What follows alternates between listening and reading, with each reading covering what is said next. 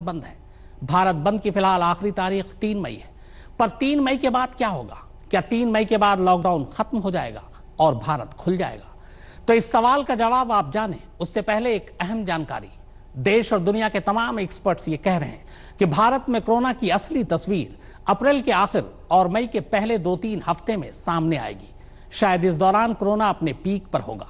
तो जब कोरोना अपने पीक पर होगा तो लॉकडाउन का क्या होगा? तो पेश है इसी पेचीदा सवाल पर यह रिपोर्ट। 3 मई के बाद भारत में क्या होगा? 3 मई के बाद लॉकडाउन खत्म हो, 3 मई के बाद लॉकडाउन और आगे बढ़ेगा, 3 मई के बाद लॉकडाउन में या फिर लॉकडाउन जून जुलाई तक जारी रहेगा? ये वो सवाल हैं जिनका जवाब हर देशवासी जानना चाहता है।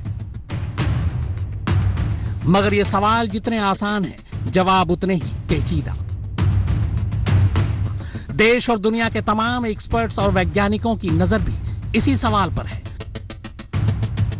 पर जवाब अलग अलग तरीके से सामने आ रहे हैं। अमेरिका की बोस्टन कंसल्टिंग ग्रुप यानी बीसीजी ने जॉन हॉपकिंस यूनिवर्सिटी से मिले डेटा के आधार पर दुनिया के 20 देशों का ये कोरोना चार्ट तैयार किया है। इसके मुताबिक चीन को छोड़कर किसी भी देश में जुलाई से पहले लॉकडाउन हटने वाला नहीं है, और अगर हटता है तो हालात बिगड़ सकते हैं।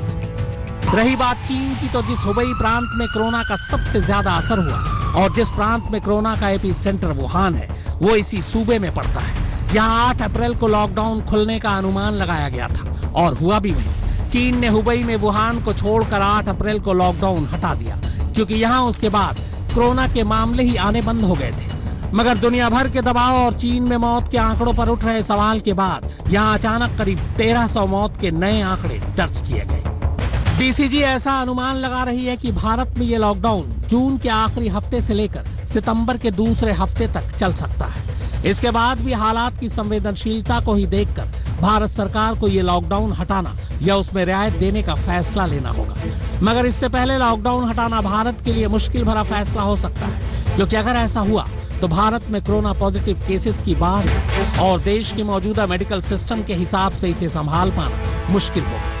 बीसीजी ने यह अनुमान भारत में कोरोना के संक्रमण के फैलने के बाद अब तक के डेटा के आधार पर लगाया है। इन्हीं आंकड़ों के आधार पर यह रिपोर्ट भी बता रही है कि देश में कोरोना पीक पर कब पहुंचेगा, कब यहां आंशिक तौर पर लॉकडाउन हटाया जा सकता है और कब भारत पूरी तरह से लॉकडाउन हटाने की हालत में। बोस्टन कंसल्टिंग ग्रुप यानी बीसीजी के इस चार्ट को देखिए। इसमें किस देश में कब लॉकडाउन किया गया, कब वहां कोरोना के मामले पीक पर पहुंचे, कब वहां आंशिक तौर पर लॉकडाउन को हटाना शुरू किया गया और कब वहां लॉकडाउन को पूरी तरह से हटाना सुरक्षित माना गया। इसमें इन सब का अनुमान लगाया गया है। इस चार्ट के मुताबिक जिस देश में मौजूदा वक्त में कोरोना के मामले पीक पर हैं, उनमें अभी सिर्फ इटली है, जहां ये मामले 2 लाख के आंकड़ों को छूने वाले हैं। हालांकि उसकी आबादी के लिहाज से ये काफी ज्यादा मामले हैं।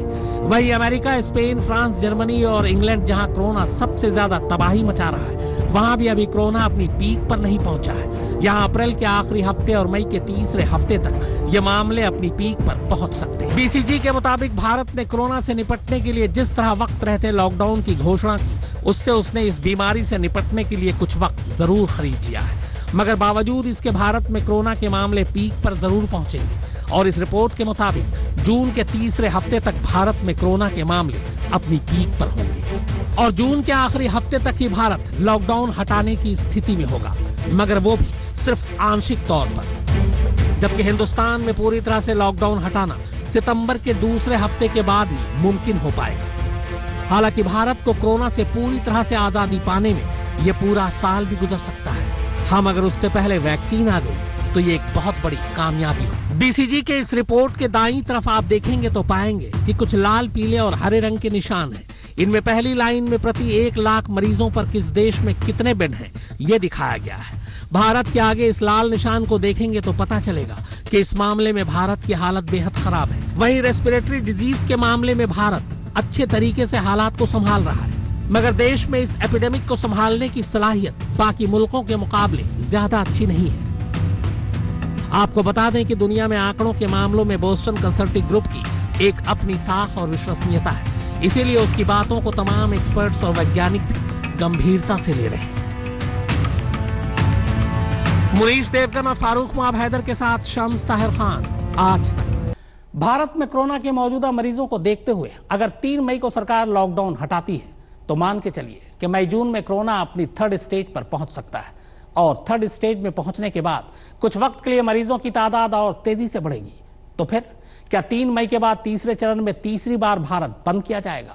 तो आइए भारत में लॉकडाउन की सही तस्वीर को देखने और समझने के लिए लॉकडाउन से जुड़ी 6 अलग अलग थ्योरी पर नजर डालते हैं। दुनिया भर के वैज्ञानिकों का मानना है कि लॉकडाउन से कोरोना का यह संक्रमण कंट्रोल तो नहीं किया जा सकता, हाँ, मगर इसे तब तक टाला जरूर जा सकता है जब तक कि इसकी कोई वैक्सीन सामने ना आ जाए या जब तक हम अपनी मेडिकल सुविधाओं को दुरुस्त न कर लें।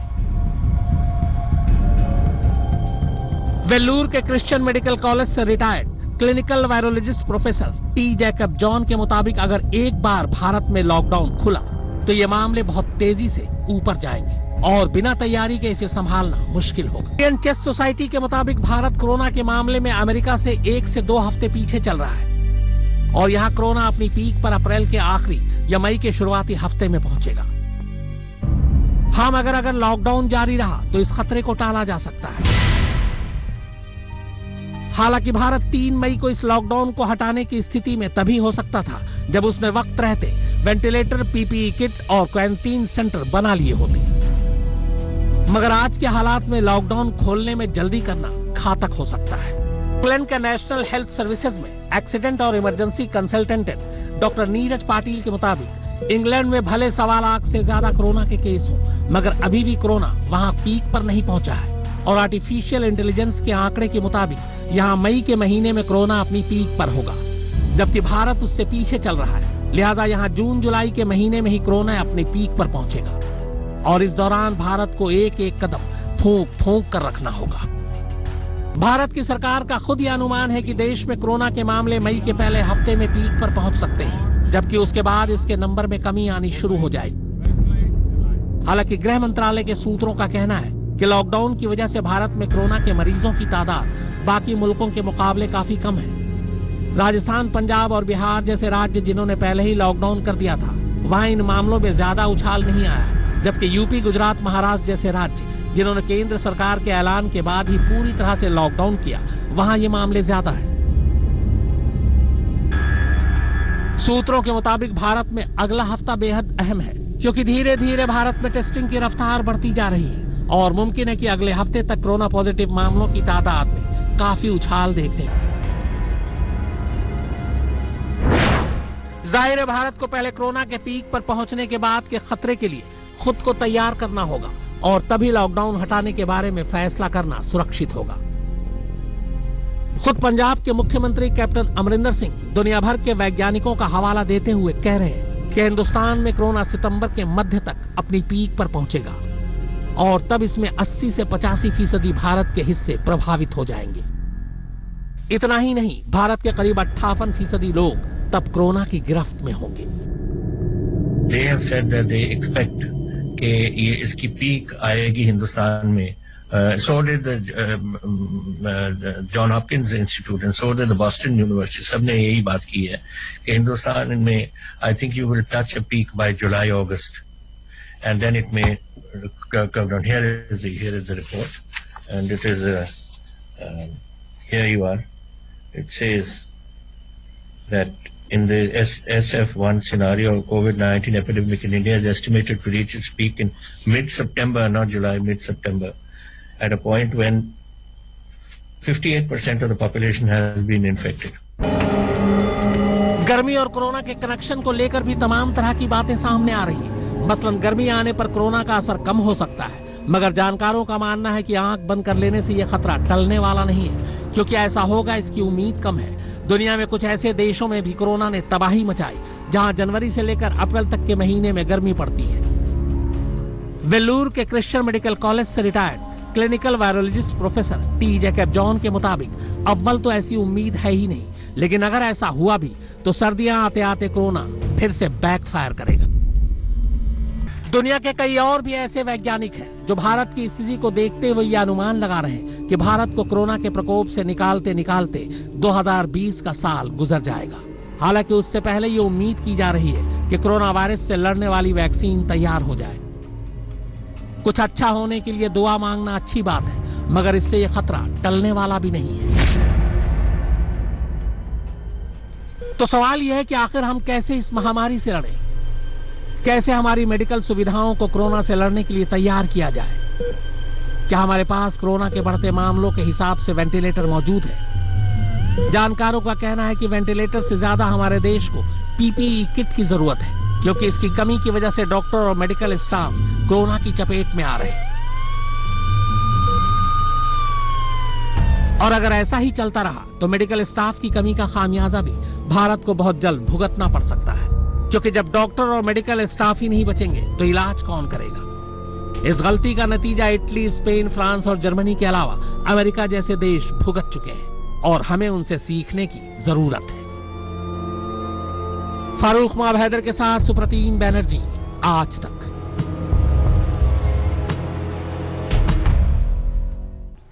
एक मामूली से वायरस और उसकी वजह से लगे लॉकडाउन ने इंसानों के निजाम को बिगाड़ कर रख दिया है।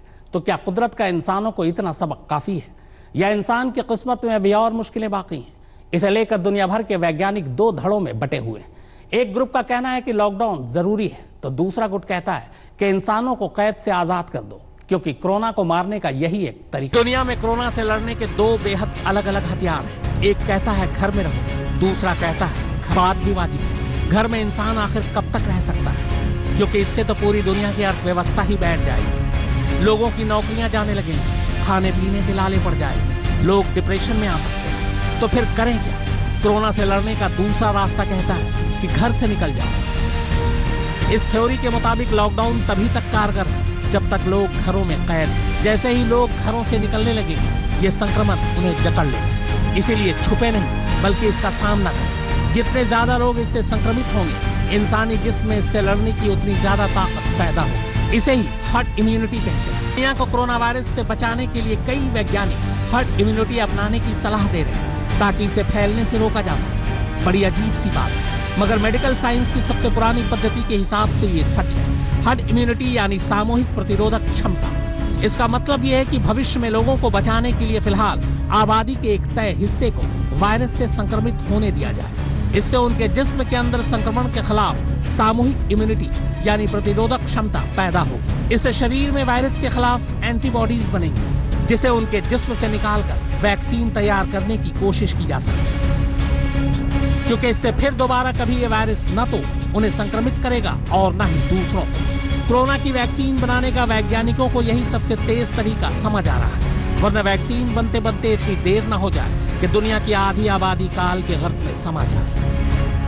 शुरुआत में इंग्लैंड और अब स्वीडन हर्ड इम्यूनिटी पर काम कर रहा है। अमेरिका जैसे देशों में जहां कोरोना तबाही मचा रहा है, उनके मना करने के बावजूद स्वीडन अपने देश में हर्ड इम्यूनिटी लागू कर रहा है। इसका तरीका यह है कि लोगों को इन्फेक्शन हो और उनका शरीर उसके खिलाफ इम्यूनिटी डेवलप करे, जैसा खसरा पोलियो के लिए होता है। एक बार इसका टीका लगने के बाद यह हमें दोबारा कभी नहीं होता।